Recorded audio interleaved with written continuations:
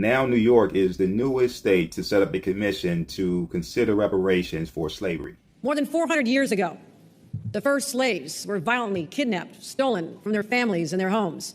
They were brought in chains to the shores of what eventually becomes the United States of America.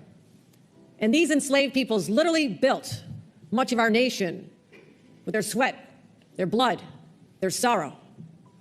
Right over here, we have a statue of Thomas Jefferson. He wrote the Declaration of Independence. At the same time, he owned over 600 slaves. New York has long been the center of American commerce, Wall Street, banking, shipping, insurance, the economic engines of our entire country. And they thrived because they could trade in commodities that were produced by slaves. And there was a slave market. Yes, here in New York, there was a slave market where people bought and sold other human beings with callous disregard. And it happened right on Wall Street for more than a century. And even though it officially closed when slavery was abolished in New York in 1827, our state still remained a dominant player in the illegal slave trade.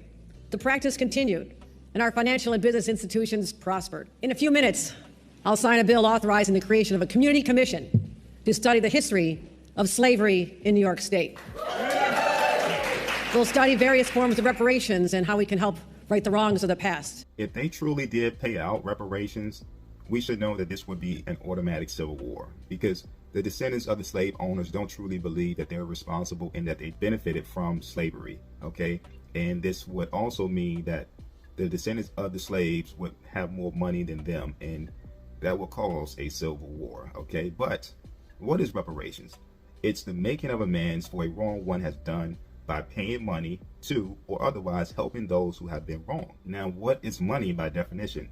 A current medium of exchange in the form of coins and banknotes. Coins and banknotes, okay?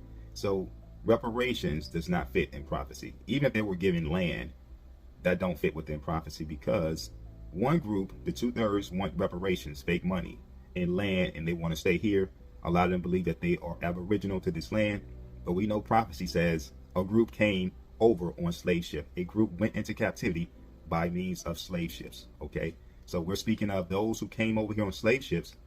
True repair is to be redeemed, be delivered back to the land that they came from, and to leave with great substance. What is substance? Substance meaning tangible items such as gold, silver, livestock, great possessions, okay? And the 1/3 wants to be delivered out of this land and taken back to where they came from. That's the difference between the 1/3 and the 2/3.